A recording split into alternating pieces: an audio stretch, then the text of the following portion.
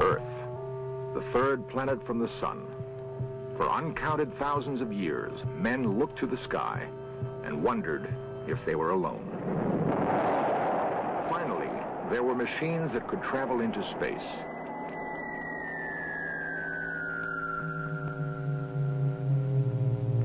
Men walked on the moon, but found no sign there of other intelligence.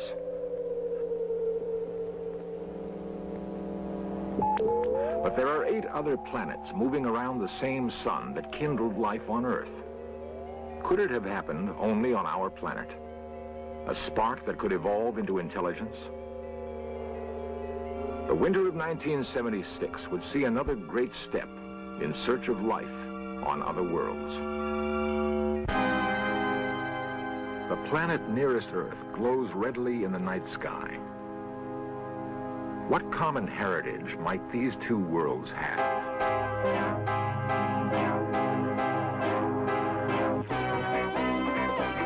This series presents information based in part on theory and conjecture. The producer's purpose is to suggest some possible explanations, but not necessarily the only ones, to the mysteries we will examine.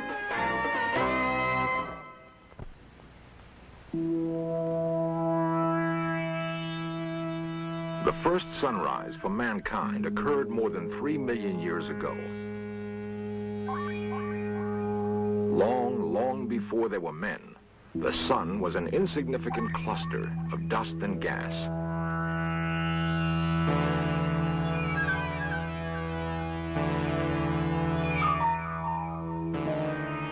It wasn't long in the scheme of things before the gas and dust began to boil. Mass becoming energy, energy becoming mass.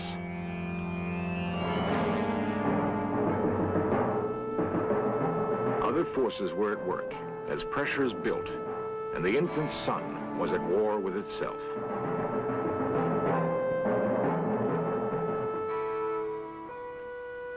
Nuclear fusion, the same force at work in the hydrogen bomb, created the sun and has fueled it through the millennium.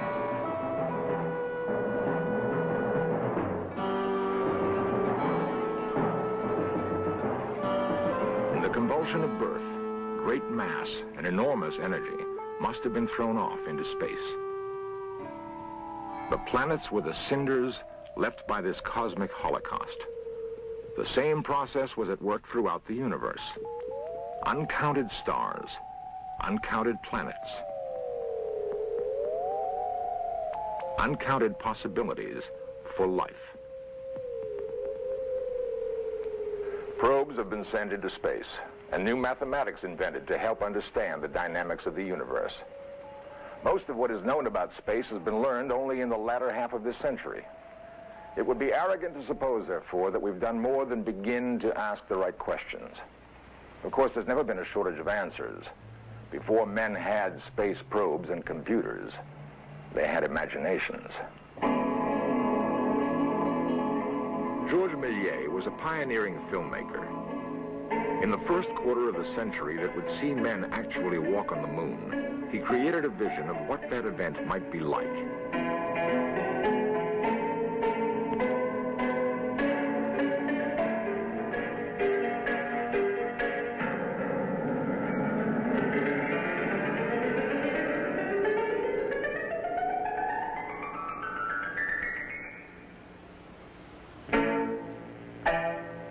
Essential to Méliès' comic view of a landing on the moon was an encounter with aliens.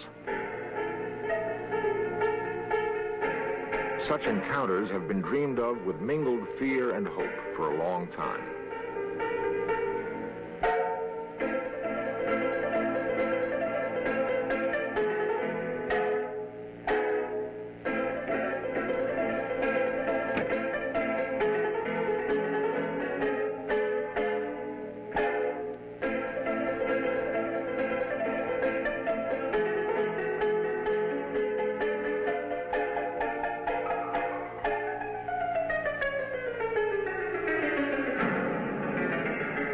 Ironically, Méliès' view of the return to Earth was not unlike a modern Apollo splashdown and recovery. Percival Lowell was one of many who contemplated the possibilities of life on other worlds. He was not a filmmaker, but a man of science. Lowell's passion was something he saw on the face of Mars. Lowell came to Flagstaff, Arizona in 1894 to build an observatory. He hoped that the clear desert air would afford him a better look at Mars than any astronomer before him had been able to achieve. The 24-inch refracting telescope Lowell installed on the site was the most advanced of the day. When all was ready, Lowell trained his eye on Mars. The conclusions he reached about what he saw made him one of the most controversial scientists of the age. Arizona newspaperman George Hoyt has written a definitive biography of Percival Lowell. His research focused on Lowell's fascination with Mars and with the remarkable conclusions he made after long study. Percival Lowell thought that there was intelligent life of some form on Mars. He deduced this logically from the existence of what he thought were canals on Mars, lines that he could see in the telescope that were highly geometrical, and he couldn't explain them in any other way except to assume that some intelligent beings had constructed these lines. Lowell's observatory is still in use today. Its creator died in 1916, having fired the imaginations of many and tasted the ridicule of others. Later research indicates that Lowell's canals were illusions, but the remarkable events of 1976 have proven the astronomer right on many of his other observations. He thought that Mars was in what he called the terrestrial stage of planetary evolution, and that was the stage after the one that the Earth was in, which was the terraqueous stage. In short, the Earth had oceans. Mars, he thought, had already lost its oceans, but it did have oceans at one time. Mars was drying up. Mars was desiccating, and he coined the word desertism for what was happening to Mars, and he thought that it was also just beginning to appear on Earth. Lowell's observation about Earth's changing climate was profound. The forces at work in the solar system have a rhythm and a reason beyond the grasp of most men. Changes that are imperceptible from man's tiny window on the universe can have profound consequences. Lowell believed that some small shift in the orbit of Mars or some fluctuation in the sun's rays had gradually deprived Mars of life-giving water. He saw indications that the same processes were at work on Earth. Could it be that some Martian scientist was able to warn his people in time? At the Jet Propulsion Laboratory in Pasadena, California, scientists like Harold Klein are studying the similarities between Earth and Mars that Percival Lowell was the first to recognize. Well, it's very difficult to talk about the evolution of a planet like Mars without too much information. The general theory at present is that both Mars and the Earth were formed at the same time, about 5 billion years ago. One would then postulate that at the beginning, when the solar system was created, Mars had a much denser atmosphere than it has now, and that in many ways it was much more similar to the Earth, and perhaps, therefore, was conducive to the origin of life on that planet, as we believe was the case on this planet.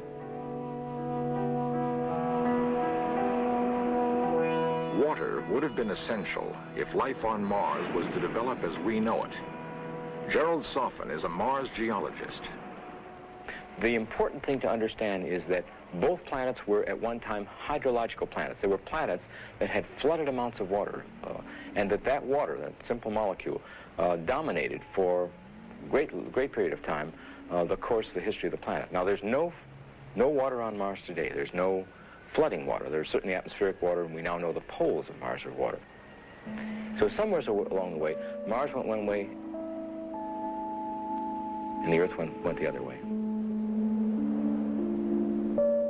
What effect might the radical change in the Martian environment have had on life there? We're asking the question, if there is life on Mars, was it a separate event from the evolution of life on Earth? It's entirely possible that what we find on Mars, possible, not likely, is so close to our own that we've discovered, in a sense, the same event, the terrestrial life and the Earth life, because we're related to the same event that took place some time ago. Some time ago, indeed. And the question remains, could the birth of the sun some 5 billion years ago have given life to two worlds instead of one?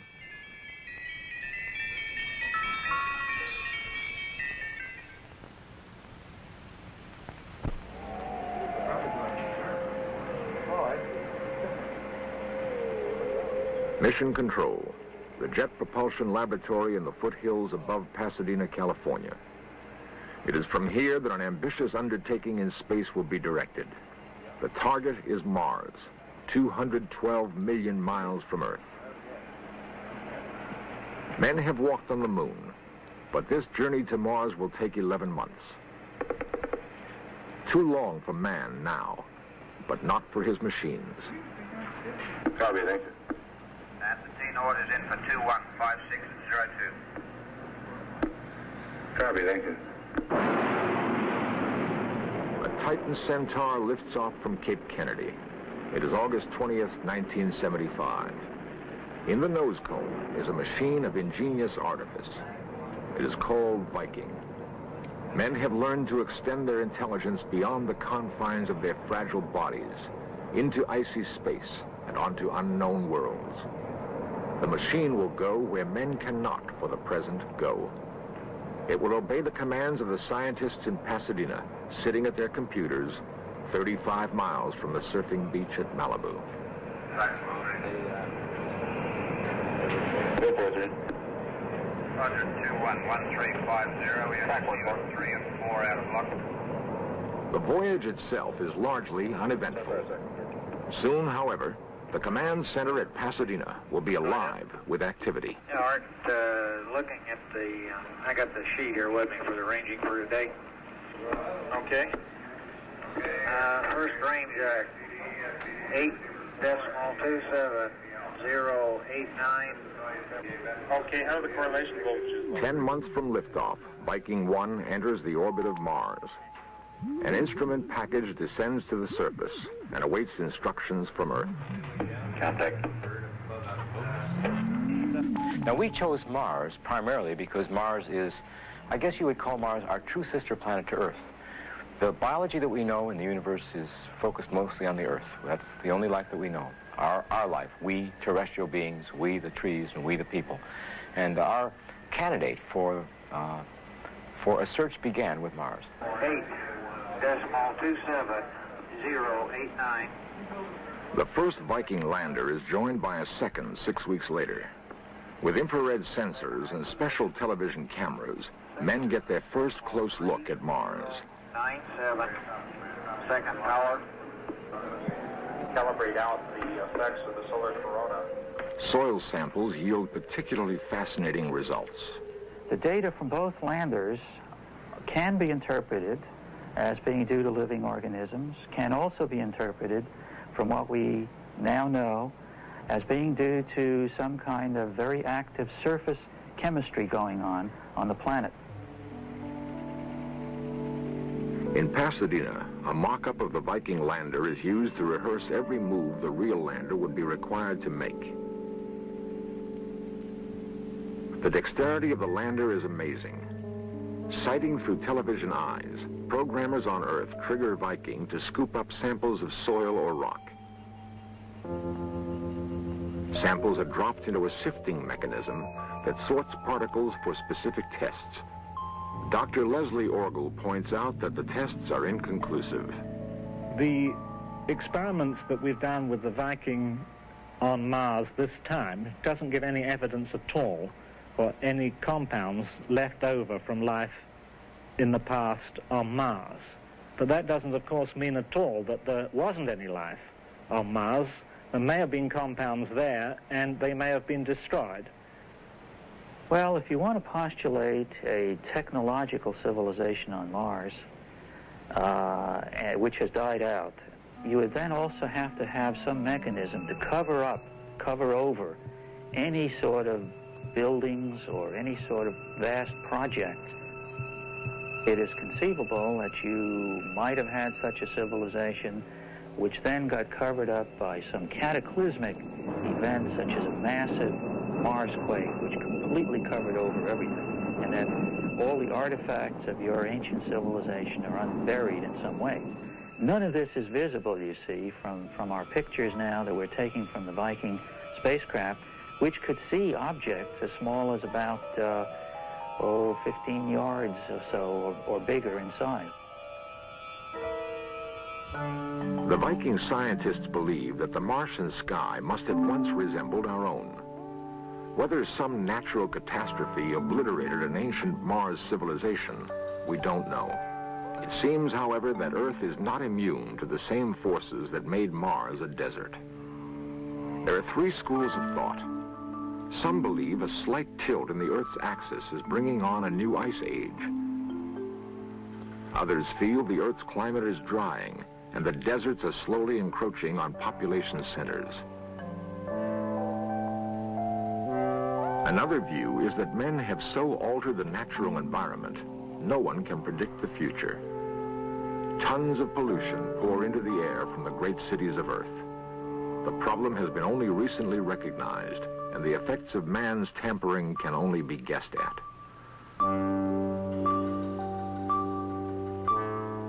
Men have done worse things than pour smoke into the sky.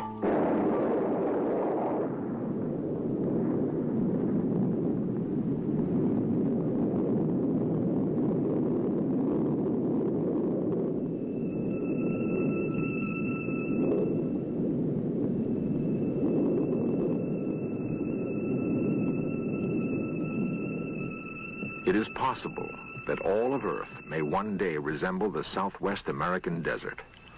Mars looked much like this to the electronic eyes of Viking. The machines scanned the horizon and recorded no sign of intelligent life. It is unlikely that life evolving elsewhere in the universe would follow the same path as life on Earth. If that were to happen, however, Mars would seem to be the likely host. The two worlds have much in common, even now. Perhaps Viking didn't see all there was to see.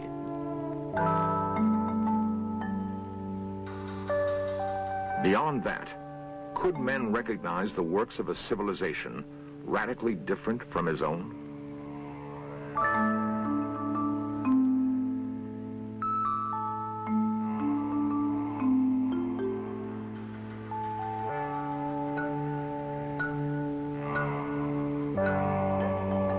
If there were Martians, and they knew what was happening to their planet, perhaps they chose to abandon it.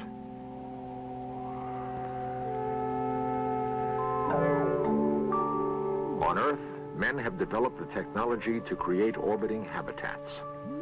Theoretically, these artificial worlds could be built on an immense scale in weightless space. They could provide a safe refuge for long voyages in space, voyages to new worlds. It is not inconceivable that Earth once held the same promise and fascination for Martians that the red planet now holds for mankind. Viking may be a step in the return voyage.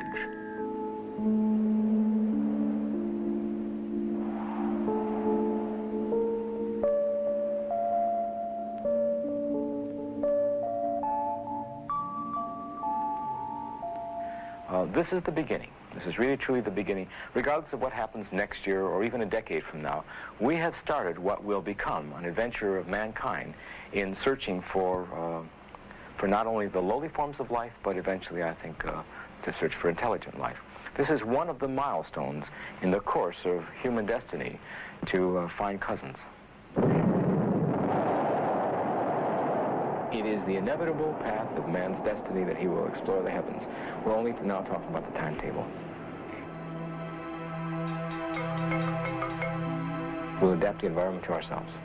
We will change the atmosphere. We'll do what is called planetary engineering. It doesn't exist yet, but it will someday.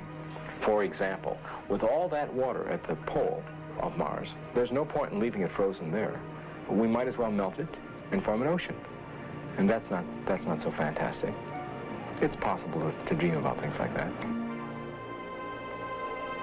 It is also possible to dream that should we reshape the Martian landscape, we would be settling an old account. Perhaps they did as much for us once. If we, on the other hand, are unique in the universe, the time is approaching when we can spread our kind to the stars.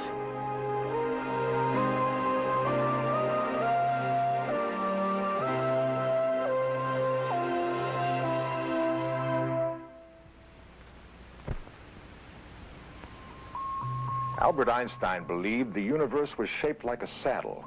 By traveling in a straight line, one could eventually wind up where he started. With the universe, as with life, endings seem to merge with beginnings. Was the end of some undiscovered civilization on Mars the beginning of our civilization on Earth? Will our first steps on some dusky Martian plain be a homecoming? Only when we've been there can we prove or dismiss the notion that some calamity of nature or poverty of spirit might have overtaken a parent civilization on the fourth planet from the sun. It would be well for us to find out, for it has been observed that those who cannot learn from the past are condemned to relive it